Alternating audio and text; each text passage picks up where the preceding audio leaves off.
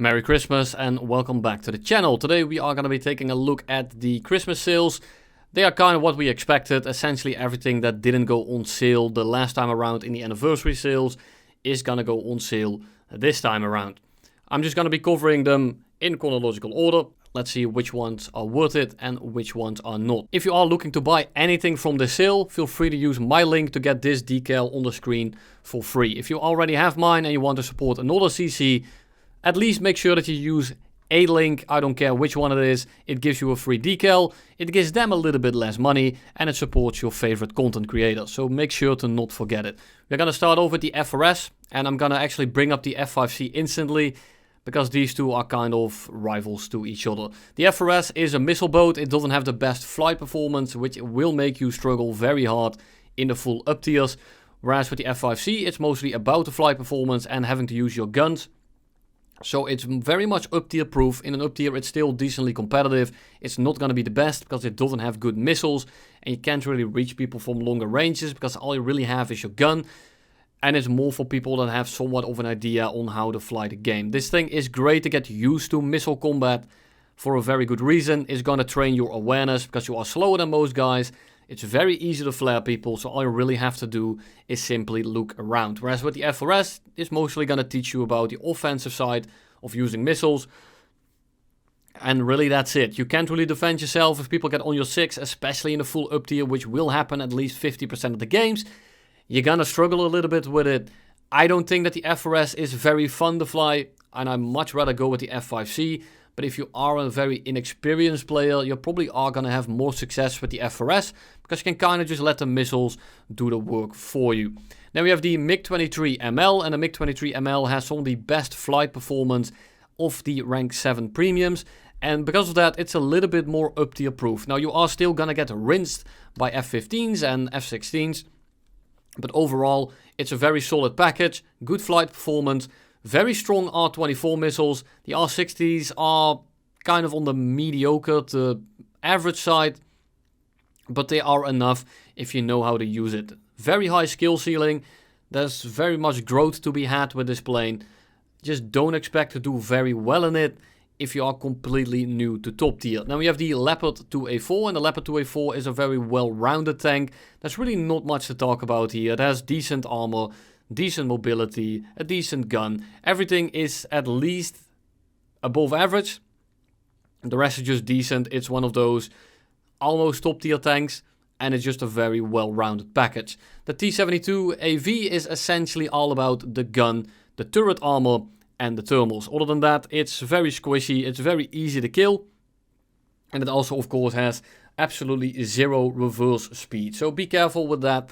Not much experience with the tanks, but I have a second guy on my second monitor basically advising me on what to say on these things. Then we have the K9 Vidar, and again, it's just a laser rangefinder with a gun. It's a good tank, but you know, there's not much to talk about here.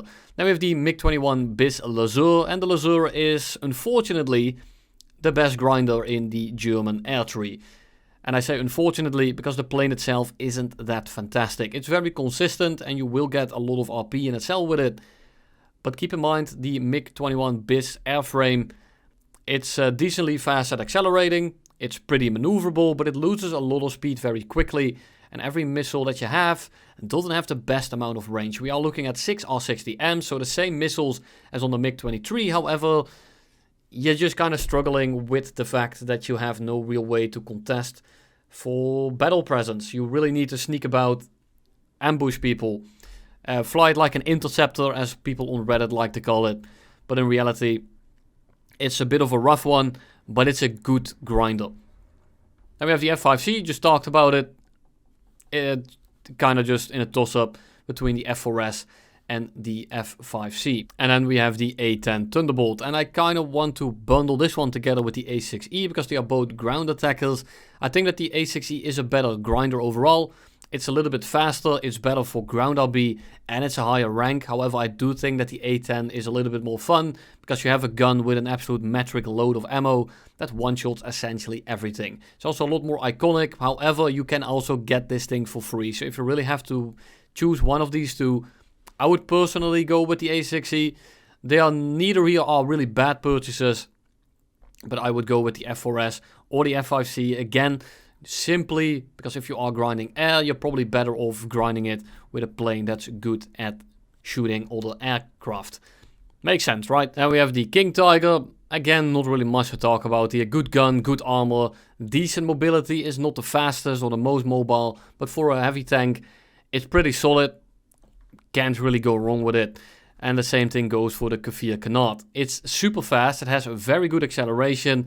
Be careful, you have a limited amount of countermeasures. You only have 2 missiles and the defas aren't fantastic. But this is a plane that you can actually somewhat bomb with and still function as a fighter. So you can kind of just fly in, get 1 bomb base done, make sure that you don't have any bombs left over, and then you can just go fighter mode, and it's very consistent RP. Now some people are gonna absolutely rinse me for saying that you can bomb with this thing. I'm not telling you to fly it like a bomb sleigh, just fly it like a hybrid. You can rush in, drop your bombs, and then just do your own thing. The missiles are extremely good, the defas are a bit on the mid side. The A64, I can't talk about helicopters, I'm sorry if you are here for that. It looks okay. I mean, if you want to grind helicopters, you can do it with tanks now. So you're probably better off buying a tank in my eyes. But that's my view on it. Then we have the Su-39. No. Just please, for the love of God, do not buy this thing. 11.3 in an airframe that should be at 9.3. Maybe even 9.0 if it wasn't for the missiles. Now it has R-73s, I think, and those missiles are absolutely cracked. It has Vickers, which are pretty good, I guess. But I can't really recommend this thing. I think it's a waste of money. If you are a ground RB pilot, maybe it's different for you. But if you only play air RB, please don't pick this thing up. It's absolutely going to kill your soul. A6E, just talked about it with the A10, if you want to go to the timestamp. And then we have the T29. And the T29 is kind of in the same boat as the King Tiger. I think it's slightly better. Good gun. Great armor. It's a bit slower and more clunky in my view, but it's a very good, solid grinder regardless. Then we have the Type 16. It's a very solid wheeled tank, of course. The Dart got nerfed a little bit because they are kind of dumb and they still haven't fixed it. So you can't really recommend it in its current state. Everything except the gun, however, is pretty solid. So if this goes on sale in the future, or if you are like betting on the fact that it will get better at one point, it's good. But don't say I didn't warn you. And then we have the Super AMX. It's one of the best tanks that France gets at this BR, and it's a premium. I mean, can't really go around it here. It's pretty recommended. It's being removed after this patch as well. So yippee, artificial rarity. If that's your thing, if you are a collector, it's your time to shine. It's a great tank overall as well though, and you are not gonna regret it if you want it as a grinder. Then we have the Wyvern, which is in my opinion one of the best premiums in the entire game. It's 15 bucks, it's super cheap, it's stupendously fast. I made like 4 videos on this thing if you want to have a bit more of a inside of it. Everything I say in those videos still applies because this plane hasn't changed and neither has the entire meta around that battle rating. At 4.0 you go 650 kilometers an hour on the deck, which is faster than some 6.3 planes, and you have 1200 rounds of 20mm guns. Main downside here is that it doesn't turn particularly well and it loses a lot of speed very quickly. But other than that, if you play around those weaknesses, this thing is an absolute menace, and I always hate recommending this thing because I absolutely despise going up against this thing. The Arkansas, I cannot talk about boats, I am terribly sorry. It looks nice, so if you want it, be my guest. Then we have the Object 120. I mean, it's basically a gun on a train cart. I can't really say much here. Absolutely ridiculous gun, has no armor whatsoever. The mobility is okay, but if that's your thing, have fun getting smacked by planes, because once you kill 1 or 2 guys, they are just gonna strafe you with 20mm because you have like 1mm of tinfoil armor. The Mustang pack, it's a D20. Please, for the love of God, do not buy this thing. It's one of the worst premiums in the game. It's fast, and that's literally it. It has no rudder at high speed.